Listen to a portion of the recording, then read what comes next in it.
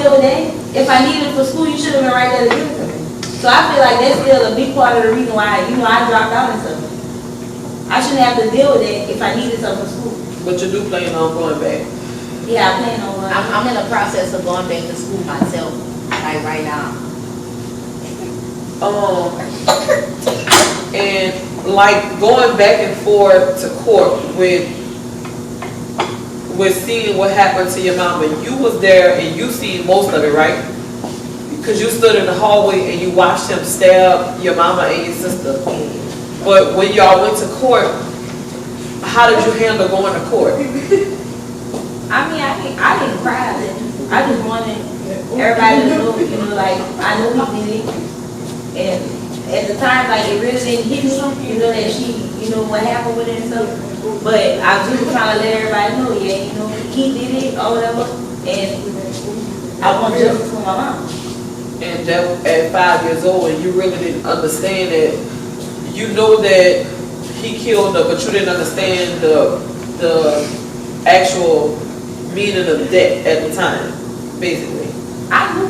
I had a good mind. Like I knew it was a lot of stuff. Like me keep going to court. I had to tell a story over and over and over. And I had people always used to come to me. You was a smart little girl. Now one time you told that story, the story never changed. But I knew what happened, and I was gonna stick to that story. So that's how it was. Yeah, and I know you had to go back several different times because he kept on trying to go up for parole and stuff like that, trying to get off, trying to plead insanity and all. What, like of all the things that you had to deal with as a child, what's the worst thing that you did deal with? Other than your mama not being, your mama and your sister not being here. Having me feel on me, molested me. I didn't like that because what I've been through with that, my children, I don't like my children to go nowhere. And I have 4 boys and 1 girl. And I won't let Destiny go nowhere. Destiny could badly go to my sister.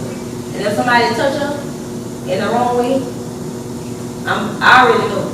Me, I pray, I go to church, but at the end of it, it's not gonna turn out good. I don't trust my children nowhere. Because of what you've been through I when have, you was younger, so it's affecting your life now. I have anxiety so bad. I take medicine and everything. My children could leave with somebody and just go down the street, but I'm gonna keep calling. Because I love my children, and it's bad because I wouldn't want nobody to hurt my children like I've been through.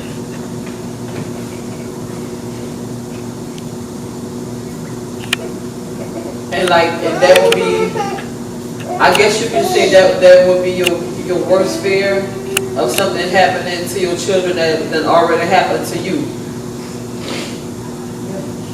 How many, do you know how many men has molested you or touched you or whatever?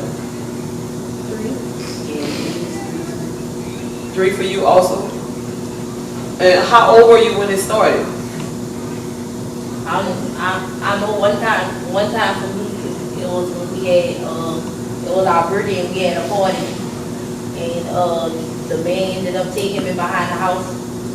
And he was feeling on me and making me touch on him and stuff. And the neighbor ended up catching him and she went, causing fluid. They tried, they ended up catching him and doing his got worse. And this happened at your birthday party. Yeah, we had a party. And what was the worst time?